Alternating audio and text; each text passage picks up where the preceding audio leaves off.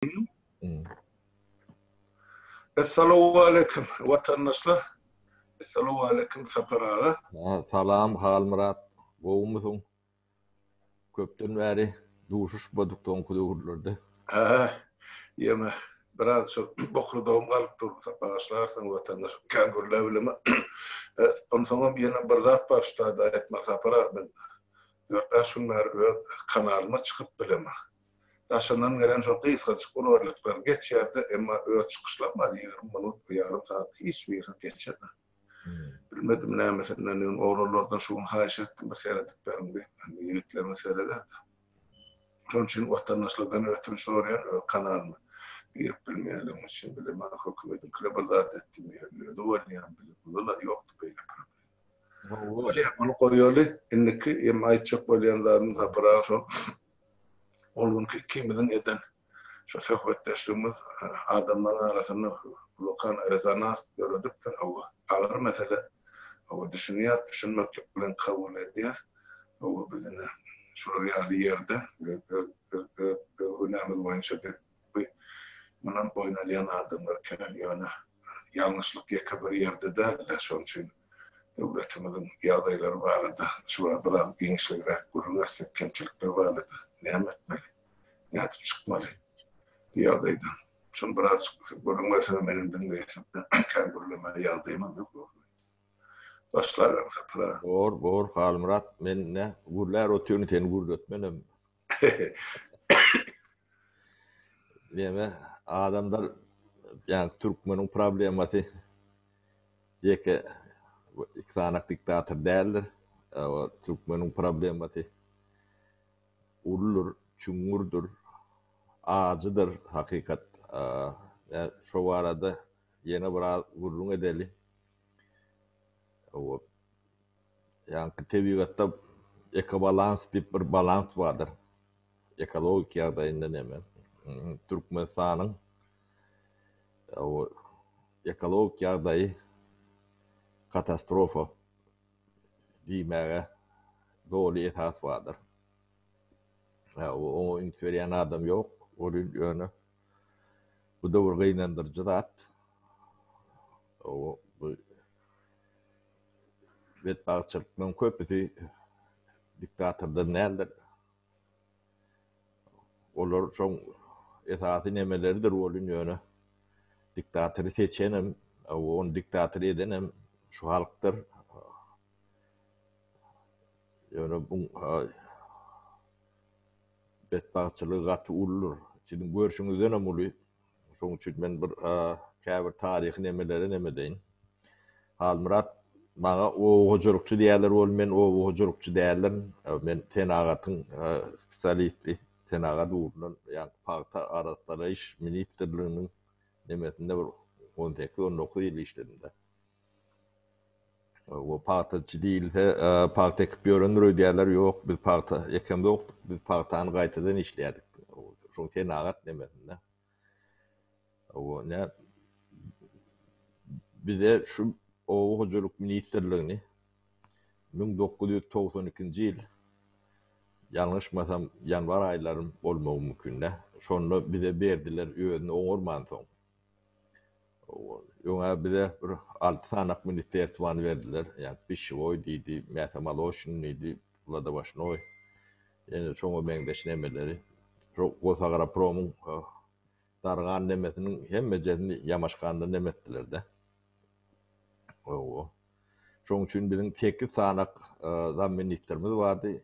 O şoň 7'si öz pudoklaryna jogap berýärler de. Partaçylyga, ekrançylyga, o mäsamaloşnyň addelini haýwançylygyň jugtna botdy diýe. On ministerler vardı. Men bulan diňe bir hatap kitabyny öwredýärdim. O Paýdygelli Meredow o hojurukçy däldir, guruluşçudur. O esasy nemesi soňky nemede matlyda boldum. Direktör bolup Çotaydan geldi de neme o hujurunu ara promo. Ne biz nemeni elimizde alamytsoň o men öň sifir bilen işläp ýören adam bolumsoň analiz etdik de. Nemeni ähli ýerine çenli. Sonra kolhozun 70% berili, döwlete berili.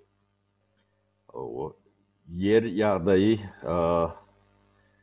şo döwürde 17 bilen 20%-iň arasynda ekrançylyk ýeriň 17-20%-i neobratimy diýede, şor alan da gidiş adam ýylla 3-den 5%-e çenli yer hatar sandan çykýar da, dolu. İýde gaýdasy bezwazatna. Neobratimy. O ni ekleyen de adam parta esasy buğday ekmelidiler, onun üçin yer açtık. 150 000 hektar yer açtık da bir obluşun yeri ýalak yer bolmalylar şu. 17 sana hojalyk göretdik. O son hasap kitap görkezýän demesi o hojalygyny birinciden düýüplü yer suw reformasyny geçirmesek o hojalygyň ýaşap bolmajagyny gördük de. Şoň üçin hikaýemiz diýip şu yer suw reformasyny geçirmeligini paýtadan ýoşluk bilen o beýleki önümçiligi, mallarçylygy geçmeligini şolara ýalak strategiýa demetdik de. O şu 2 yarım ýyl boldy da dolu, o da dolular. 2 ýyl 4 aý 3 aý şonlarla. Sen işten döwürüm. O men dam minister olup o hojalygynda 2 yarım ýyla dolu ýetenok da. Oňun bir 3-4 aý öwrenşän şu analizler edýän çaň neme diýdi. Geçýär. Ne yerimiz şu wagt 17-20% ýa ekrançylyk ýeri sandan çykan boldy. 84-nji ýylyň isledýäsi barda. I ve PR dip dünýä nemeleri barda. Şolaň finansiýerinde boýunça bir analiz nemetdiler de ekologik ýagdaýyny.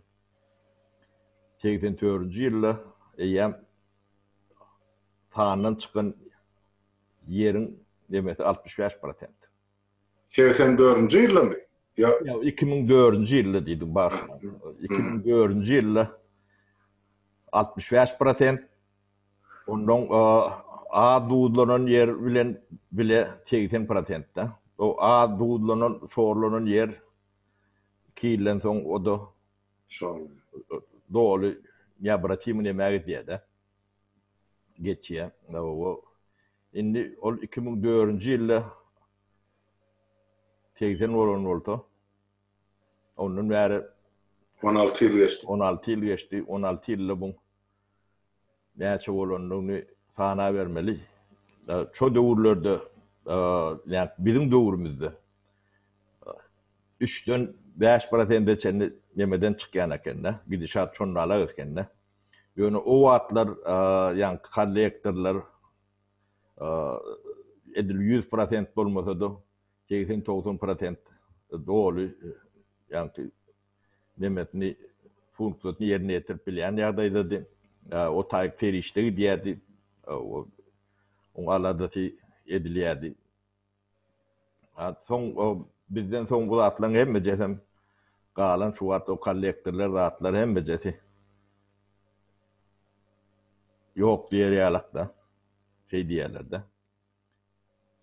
Ne bizim ekrançylyk ýerimiziň 80%, 90% şu wagt näçe diýip gözüňe getiremediler. Şu gidişat ýyllap 5-6%-den hasaplandy da ummaty zat bolýar da.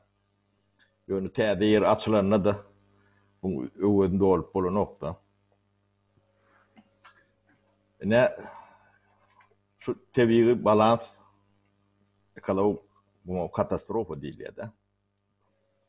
Hiç nemesi bu uly tebii bedbagtçylygyň nemesi.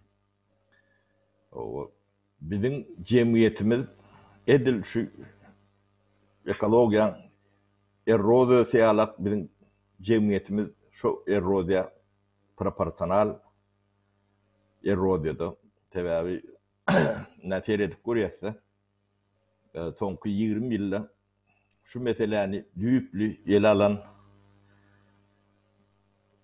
yerini duşupmadyň Halmurat. Yok, bana da olmaz.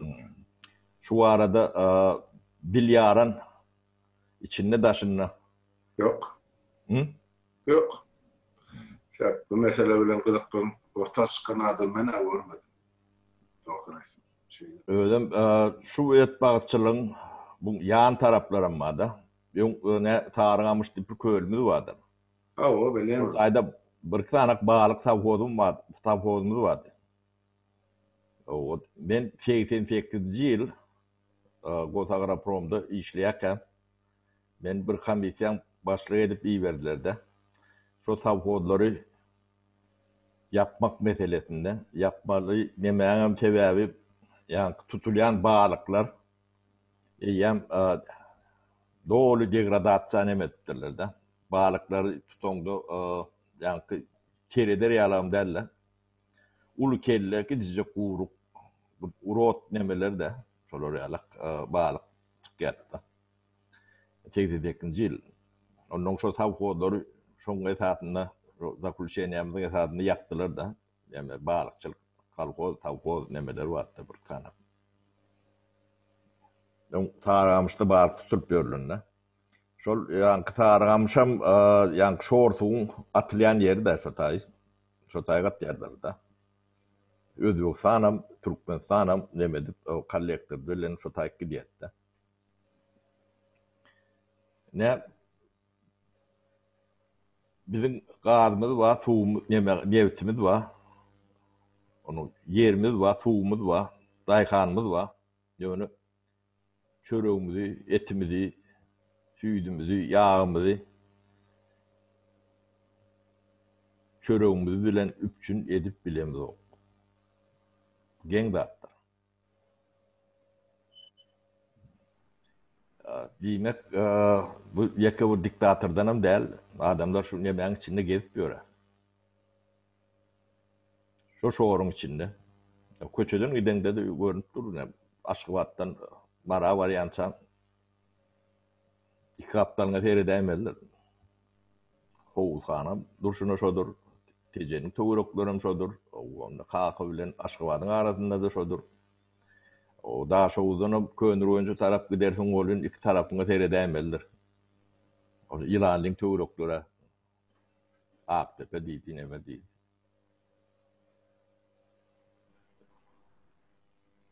Ne millet vermediğini siz düşünün. Biz hakikattanam tebigatın önünde de bir günah eden bir millet. Yani tebigatta flora filan faunası var da onun üstünde yaşayan canlılar şu canlılardan biri adam. Şu canlıların içinde en vahşeti adam.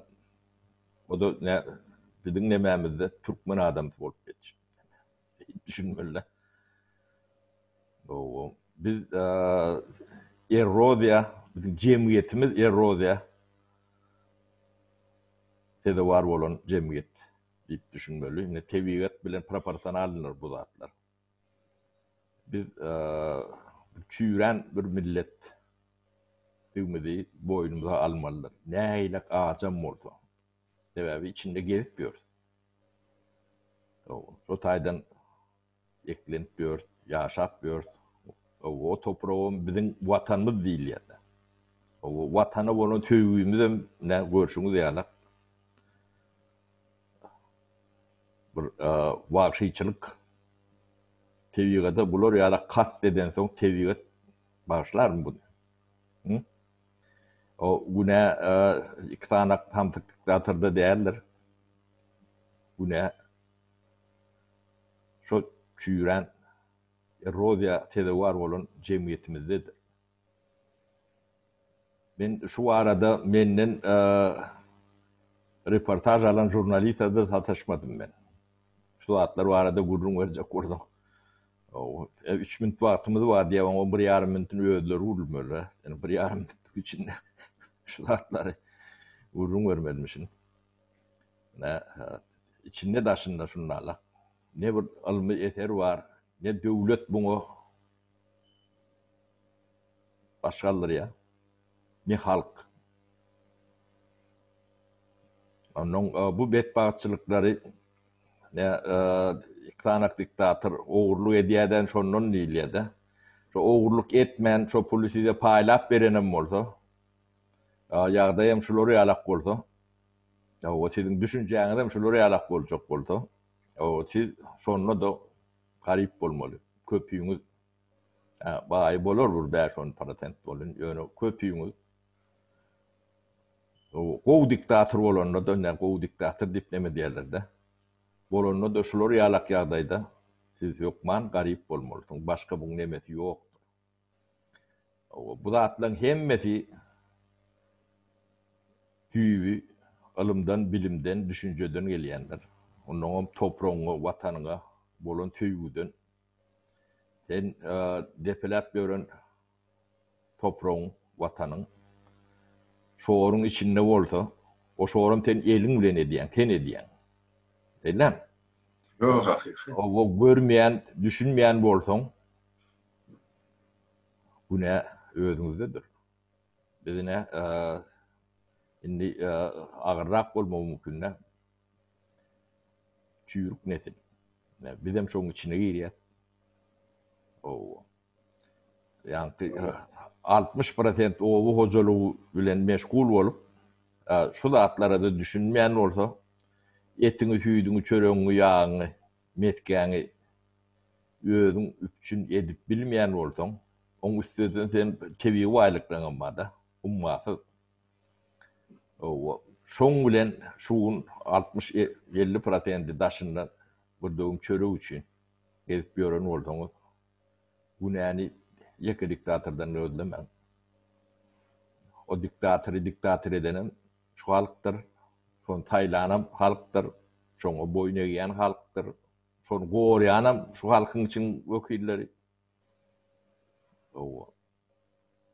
Yani yalan söylep duruşunu demediyenim şu halktır. Son için bir ekranın ağırtından näme gurrun edýäňiz, näme iş edýäňiz biz bilemzok zat diýdi. Biz şu zatlan gurrun edýäs ýaşlar bilen. Şuňa düşünýän şu jemgyýetimizin çüýrenligine düşünýän ýaşlar bilen, ilimli bilimli ýaşlar bilen şu nädip düzetmeli, nädip dikeltmeli diýilen meseleleri urlaşýar. Onu bir açyk sizin öňüňizde dedip bilerse o gurrunlary. Yani bu zatlar gat ağacıdır. O çüýrenliňizi boynuňa almaly bolsaňyz. Çüýrük nesil 2,5-3 nesil. Buňa wagt getirip bu çüýrük nesili 2 günde 5 günde düzedip bolmaýar. Biz diňe bahar ünsümizi inniki boljak çağalan demesi üçin edýär. Yani şolar sizi başka bir neme yetirmelidir durmuşu. Yani olan parta yığman belki de yani çip gördüp ya da iskusyon intelekt ya da ay uçan raketler bilen ya da dronlar bilen döndürýän ya da dünya startup satýan know-how satýan bir nesil yetiştirmeli. Çöreğini öğrenip bilmeyen halkın çağlarından göçüp bir nesil yetiştirmeliler. Bolmasa bu millet bu tordu çüyrük bunu ağacam olsa boynundan malı. Tüycem olsa. Bunda günahkarım ödlep görmen 99% özünüz günahkarsınız. Yok ben günahım yok diyen yaşlar bolup biler onun sen kakan, baban, atan koşun duadır şuna. Her biriňiz diplomlu bolun, diplomsuz bolun, düşünjeli bolun, bilimli bolun, bilimli bolun. Şu zatları görmeyen, düşünmeyen, şoňa da jana agyrmayan neme, şu milletin çağatı. Onuň ýaýlyk çağadyny düşünberiň goýdy. Bu problemleri ne daşynda, ne içinde ya düşünüp, bu pikirini edip, çözümünü ödläp, görün ben adama da tataşamok. 25 ýyl daşynda. O kap demeden yerimem yok. Bunu yine de şu isledünyeleri, taşary urt nemeleri finansiýer edip analiz etdirýärler de. Bizde şu statistikasam ýokdur. Bizde 2002-nji ýylda reforma diňe şu zatlaryň öňüni almak üçin şunu etmesen şu adam giýişdi biz. Bunu 85-nji ýyllarda başlanmaly da şu zatlar. O pudoklar bir de degişlem därli biz olara nemämizem ýokdy. Bolunýony yani berilenine bile verdiler de o hocalygyny. Öyle günlerini görüp bilmeyen soňra. Aýlyklaryny, günlüklerini berip bilen okdular da. Ne adamlar diktaturany aýrarsyňyz bolun jemgyýetiň çüýrük nemetinde etjekdi. Bu dowam eder. Dowam edibem dur. O yer su reformasyny 2 ýylyň içinde Halmurat bu material teknik badatyny taýinladyk. Bu geçmek metodologiýasyny taýinladyk. 20-30 sana kitap ýazdyk bu. Şu kitaplardan bizim elimize düşýänem ýok. Yani bibliotekalerde tapjak manaňlam ýokdur. Şu taýdan men adym geçen ýerlerine ýakypdyrlar. Nemetdirler. Onuň bu millet bir geň millet, ýagşyny ýamandan teljerip bilmeýän millet. Hakykatdan hem şeýle. O ýagşlygym edip bolar ýalak derejesinde maşak düşenne. O käkçe kömek edip bolýar, olun düşünte kömek edip bolýar da. Şoň üçin hem adamlar diktatura bilen okey görüşmeliňiz bolun ilki ulap öýüňiz bilen görüşmeliňiz. Öýüňizi ýeňen soňuz o da düşünje öýüňiz bilen näme görüşme diýmek, düşünjäňi değiştirmek. Bu düşünjäňiz değişen uny diktaturyň öýüdi ýok bolup gider. O baydan taşlap gaçyp gider. Bunu yani kılıcını alıp kıyırıp yani bir yerden yara ödülüp nemedilip ağdarlayan deme derler. Siz ilk ulak öğüdünüzü yenmelisiniz. Şu düşünce bolup bilmeseniz yani size yaşlı geçecek olayan adamlara depelek geçersiniz. Onu edip diyorsunuz. Şu adam edip diyorsunuz da. Bir de ekranın ağırtından şu yaşlılar bilen şu da atlan gururuna diye. Halka ağır deger diýem bunu ekrana da çıkaram da. Gerek bolsa bunu ekrana da çıkarıp biler. Rahat. Almurat. Bizin şu çüýrük netiliň diňe çağalaryny täze bir netil edip ýetişdiremesek bizine ýöňümizde böwetler şol. Görüp oturýarsyň. Bunun biz damja yaş netili daşynda yetişen yani düşünjesi entek baýlanmadyk netil bilen şu zatlaryň üstüne işleýär. Biz ýaşlyk edýär, ol inisiatiwa olaň elinde täze Türkmenistany şu çüýrük nesil gurdurmaz. Biz diňe diktatory ýeňip geçmeliler, şu çüýrük nesilem ýeňip geçmeli. Bunu ýeňip geçmek demä ilkulak şu nesil öýüdüni ýeňmeliler, düşünjesi geleceğe artıklarına, çoğuluklarına dägilek toprak koyup gitjekleri. bu meselede şonu düşünmeli. Ve bu 70-80% yakarançılık yerin erozya ödem neobratimi erozya tede var olan toprakta siz adam yalak yaşap bilmersiniz. Bu demeti şol. Ne indi hata edip görün. Ne 60'ıncı yıllarda Kanal 50. Sonun verine 60 yıl geçti de. 60 yılla yığan diken partanı ehlisini satıp elinde verseler son pulunu şu edilen cinayeti düzeltip bilmeyen, toprağımızı önkü yağdayına getirip bilmeyen. Devlet siyasetinin yanlış olanı ne ile katastrofa getiriyendi düşünmelisiniz. Şunu çennem parta planı neyme deyip gıyırvaylanıp görülür. Şolar hayvanam şolardan peydali, bular vahşi, yani canlarının en vahşisi deyip düşünmeliler.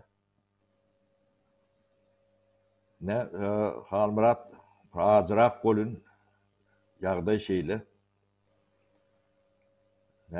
bu fakt onun yani olsa yani internetten yani nemeyen kartaları vardır seyretten appak korkup yatanlar nemeler. Yani geçip hemen görsen sürp maşinle geçip barayakan hem de dat görünüp duranlar üstünden yürüyen, üstünden geçen. Üns veren adamım yok şu. O devlet diyen da devletin yoktur. O devletimiz baştan kuruluşundan şu yani qarşılığı Quran günümüzden yani şu konstitusiya 92 yıl ütkölüler. Şu konstitusiyon pervarottur. Ondan son kulon hemmesi cinayetin bir kaptalıdır. Yani onu ütkötçek kolyalar doğru, hiç sadece doğru derler, doğru bolğan bilmeyen bizim konstitusiyamız anırdan 24. yıldan beri başlamasak o tonku nemeler hemmesi hileliler, ütköşklüğün hemmeden diye şuları saklamak üçündür, halka ağırlamak üçündür, başka hiç sattır. Bu 20 sentyabrda onu ütkötçek bolya, onu eyle olur, beyle hiç adam olmaz, gavra gider, hemmeceti. Onu telpek bilen tiyirilmeli nemedir. 92. yıldan beri. Kim çotayda eli var, koşundu bar adam, halkın oğlunu cinayetkardır. Çağaların, çoğularının, atıklarının, nemelerinin oğlunu günahkardır. Yani kanun hiç tat etmese de, vicdanın oğlunu nemedir, cevapkardır şu adamlar. Yani bu nemesi şunun alaktır, bulun oyununu, yani konu ütkötçek olya, mün sapar ütködöngde de yanlışlar ütködöngde ütkötmeğinde nem. Doğru. Ona o da atlan demez polemikatına da girmedilerler. Buları onu yakatından tutup zınk koyurmalılar ya da o da yakmalılar. O tayda 20 yaşına onu senat edecek olya 2 palatalı, 20 palatalı. Bulun eden katastrofası şun aşağından hiç kimden çıkıp bilmeyen. Bu yükü katı ağırdır Halmırat. Şun yönünü alacak olup bir reforma başladık da. Onu yatırdılar, halk bu da yolu verdi. Kediledi. Köy hüyücü paydadılar. O reformu yakayan iktisat tarafı değildir. Ekolojik tarafı vardır. O ekolojik tarafı iktisat tarafının has üstünlüdür. Has vöhümdür. Neticesi şudur. Şimdi şu nemani, katastrofani kim ne edip düzeltmeli? Mesele şu taydıdır. O demokratiya olanızda da, söz azatlığı olanında da, o da atları hem çoğurunu yumalı yetkenlerdir. Ülkülen şu bağdığını kabul etmelidir, düşünmelidir. Bu men yani totlap nemeden adın derler. Bunu yani arayıp göremelidir. Ölçemelidir. Adamlara 60% o hocunun işlerini orta günle de üstünde yörep göründür şu datlar. Ödüm görüp göründürler. Bu vaat trivog kaldırılmalı dat. Yani biz 92. yıl şun trivog'asını kaldırdık.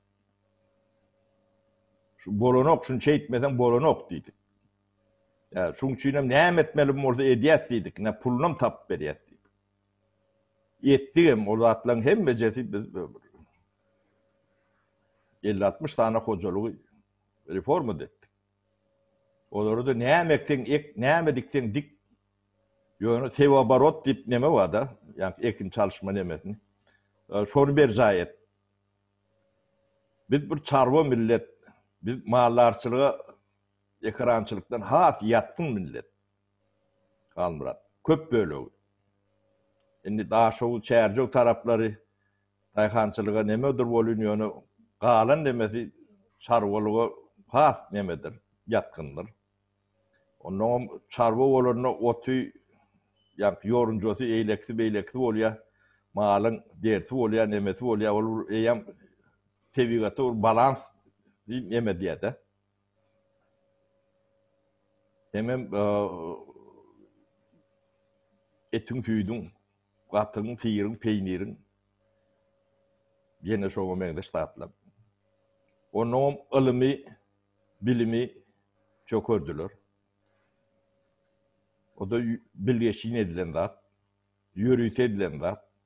Şimdi bunu dine ilim, bilim bilen, bilgi bilen alıp çıkmasan, bunu çözmek katı kıyındır. Ne yaşlar bilen ne täze nesil barada oylaşýatsa. Ne bizim günle ekranyň aňyrtyndaky edýän gurrunlarymyzy şolary alak gurrun. O yaşlara da siz nämen bilýäňiz diýip o pitçik antýarlarda. Oğlum var. Sen bilmeýän bolsaň onuň olonky ýalňyş bolup bilmeden. Sen bilýän bolsaň şu zatlary bilýärmidin? Bunu görüp görüp. Bu hakiki aralan mervet ekolojik katastrofa. Aralan mervet ve territoriya tullukany. Gözüm ähli nemäň alýar-da. Ähli territoriýaň alýar. Günne suwuny içýän, howatyny dem alýar. Ana milletin sağlygyna da ömrüniň uzaklygyna da hemme zat täze. Onuň üstüne de milliardlap demedi çölüň orta arasynda altına atır dip köl demedi ýerlerde. O çölüň emenetini uğratdylar. Yarası ol suyucu sulu linzalaram gönderir şor suwu. Onu garşdyk. O vardı da yazdılar. Şu. Yo o pulun derine sen pahtany ekmesen o tak neme gerek gele onu. Yani nemäňi üýtgüt ekgendikken nemäň. Ne? Hem halk geday çörünün tapmayan boldy. Indi şu çörün tapmayan nemäň o nesilin tağalarından biz ay uçurmalılar şunu. O yani Avrupa'daki bilim sistemleri 5 yıldır oldu, biz 7 yıldır etmeliler. Başka alacağım yok. Onun ne edip etmeli? Ne soğatlar var arada, ne yaşlar bilen. Vuruluşuyatlar. Doğru. O. Onu nem sapara ştayda biraz diýiň beräýär söhbetdeşligimiz. Bolýar halmara. Adamlarım oylansın, pikirlensin. Nerede duranyňyzy bilmeden bir ulokan iş dep hasap etýän. Adamny bilen akbar topar ben. Şol oraya bilen aňyr alsak durmuş kulağına gulluk bolan kadiye yok. Yüzlerce probleme yatıyor. Her birinin ilmi taydan çözgüdü var. Bunu edine orayı bilen alıp bolçuk zaten. Şoma düşünmekleri yaradım. Şona çok varım para şuraya yani sohbet edip adamlara düşünüp bermeniň özüň bir lokan bir adım dip hasap edýär. Yani öňe adyljak adam bilip etmeli nira bar yani. Bilmän ýöne adyp otursa ýene erki gorpa düşerse bar. Şoňa düşen gorpa. Onun için hemme zat ilmi taýdan çemeleşilse ona da kadrlar bar bolsa hani arsa ýuwaşdan tapylyp oldu. Men pikir edýän meseleler ýuwaş-ýuwaşdan çözülür. Ýöne bir günün bir ýylyň 10 ýylyň işi däl, ama näçe 70 ýyllap Sowet döwri ýere topragy zäherlediler. Soň 30 ýyla gurrun etmäli bir asla hiç zat edemem. Ne kanalyň puwdoruna rassalyp. Ýeke toprak däl, jemgyýetimiz çüýredi. Halmurat. Bizim jemgyýetimiz çüýrük. Hakykatdan hem çüýrük. Şu zatlar görmeýän bolsa näile oňa çüýrük dällejek. Şu zatlar gurruny edip bilmeýän bolsa, ýa şoňa düşünmeýän bolsa. Çüýrük ağacıdır, olun ýöne hakykatdyr. Bir toprak aç görýän halkyň özüm öz topragyny eýdäler. Yer şahsy ýa-da hususy bolanmasa belki beýdip şemeleşilmezdi. Elbetde. Hökümetiňki diýilse, döwletiňki diýilse menki däl, o näme dilende de men işim ýok diýilen. Watan tenkä. Watan biziňki şoňa düşünen akly topragym biziňki. Bizim şunu hususy eýçile berjek. Aşağıda. Durşunu. Bir daha çok güzel aymış. Bolýa adamlar şu taýda hoşlaşalyk Almurat, iýleşler bilenem, sagylykda görüşelim. Doğru, para savurun beren gurulmak için. Vatandaşlar. Benim savurun Almurat. Şuraya alak mümkünçülük verenin için, şuraya alak mümkünçülük için. Özüm kadar görülüp bilemek. Onun gidaydı diyen bilmedim. Görüleni, oğlunu neyme. Bolya. Korona savutun sağlıkta görüşelim. Sağlıkta görüşelim.